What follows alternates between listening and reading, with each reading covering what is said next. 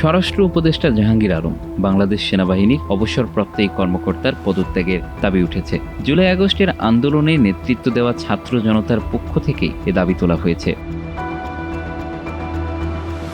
M Sakhawat হোসেনকে সরিয়ে গত 16 আগস্ট জাহাঙ্গীর আলমকে স্বরাষ্ট্র উপদেষ্টার দায়িত্ব দেওয়া হয়। তিনি যখন এই দায়িত্ব গ্রহণ করেন তখনও সারা দেশে জুলাই আগস্ট পরবর্তী ঘটনার রেশ বজায় ছিল। স্বরাষ্ট্র মন্ত্রণালয়ের দায়িত্ব গ্রহণের 6 মাস পেরিয়ে গেলেও দেশের আইন শৃঙ্খলা পরিস্থিতি নিয়ে সাধারণ মানুষের ক্ষোভ বেড়েই চলছে। তারা বলছেন, রাজধানী সহ সারা দেশে চুরি, ডাকাতি, ছিনতাই ও সন্ত্রাসী কর্মকাণ্ড নিয়ন্ত্রণে ব্যর্থতার পরিচয় দিয়েছেন উপদেষ্টা, যার সামগ্রিকভাবে ইউনূস প্রশাসন তথা জুলাই আগস্টের সফলতা ম্লান করে দিচ্ছে। সেনাবাহিনীর 3 তারকা পাওয়া এই কর্মকর্তা চাকরি জীবনে ভারতের বর্ডার সিকিউরিটি ফোর্স BSF এর সঙ্গে সংঘর্ষে সাফল্য দেখান। এছাড়া তিনি 2007 সালে 111-এর সময় জরুরি অবস্থা জারি করার ক্ষেত্রে ভূমিকা পালন করেন। এছাড়া বিডিআর বিদ্রোহের মামলার তদন্তের দায়িত্বেও সে ছিলেন। এসব বিষয় বিবেচনা করে তাকে এবার স্বরাষ্ট্র উপদেষ্টার দায়িত্ব দেওয়া হয়। কিন্তু তিনি দায়িত্ব গ্রহণের পর সারা দেশে আবারও চুরি, ছিনতাই, হত্যাকাণ্ড সহ নানা ধরনের অপরাধ কার্যক্রম বৃদ্ধি পেয়েছে। এমন পরিস্থিতিতে গত 8 ফেব্রুয়ারি মাঝরাত থেকে অপারেশন ডেভিল হান্ট পরিচালনা শুরু হয়। অভিযান শুরুর গত 16 দিনে প্রায় 10,000 ব্যক্তিকে আটক করা হয়, কিন্তু এদের মধ্যে রাজনৈতিক কর্মীই বেশি।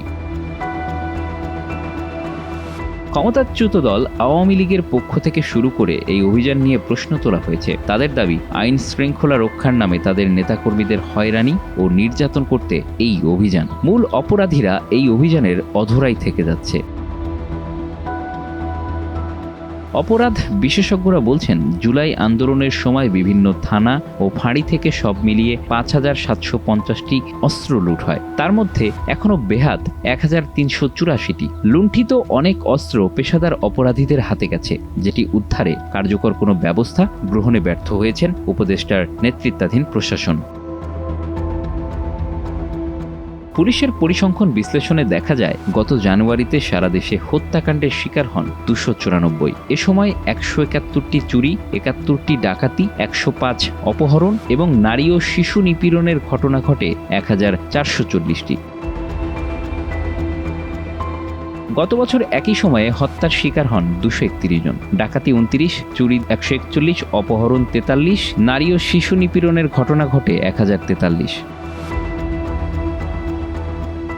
গত বছরের জানুয়ারির তুলনায় এবার চুরি, ডাকাতি, খুনাখুনি, অপহরণ ও নারী নিপীড়নের ঘটনা বেড়েছে। যদিও অপরাধ বিশেষজ্ঞদের ভাষ্য, পুলিশের অপরাধ পরিসংখ্যান দিয়ে সমাজের প্রকৃত চিত্র বোঝানো কঠিন, কারণ ঘটনার শিকার হয়ে অনেকে মামলা করতে চান না, আবার মামলা হলেও পুলিশ গড়িমসি করে। অপরাধ বিশেষজ্ঞদের মতে, গত 5 আগস্ট আওয়ামী লীগ সরকারের পতনের পর এখনও পুলিশের মাঝে আত্মবিশ্বাস ফিরে আসেনি। তারা এখনও দায়সারাভাবে দায়িত্ব পালন করছেন। এই সুযোগ নিয়েছেন অপরাধীরা। এছাড়া রাজধানীর অধিকাংশ থানায় নতুন মুখ হওয়ায় তারা এখনও এলাকাভিত্তিক অপরাধী এবং গোয়েন্দা তথ্য রাখার ক্ষেত্রে কাঙ্ক্ষিত জায়গায় যেতে পারেনি। জেল থেকে ছাড়া পেয়ে আবারও অনেককে বড় অপরাধে জড়াতে দেখা যাচ্ছে। এ অবস্থায় দেশের আইন শৃঙ্খলা পরিস্থিতি নিয়ে সাধারণ জনমনে ক্ষোভ বাড়ছে। অনেককেই সোশ্যাল মিডিয়ায় ক্ষোভ প্রকাশ করতে দেখা গেছে। ঢাকা বিশ্ববিদ্যালয় এলাকায় ছাত্র জনতার পক্ষ তার পদত্যাগের দাবিতে বিক্ষোভ করা হয়েছে। তবে স্বরাষ্ট্র উপদেষ্টা জানিয়েছেন, আইন শৃঙ্খলা পরিস্থিতি আগের তুলনায় ভালো হয়েছে। তিনি আরও ভালো করার চেষ্টা করছেন। Bangla affairs news desk.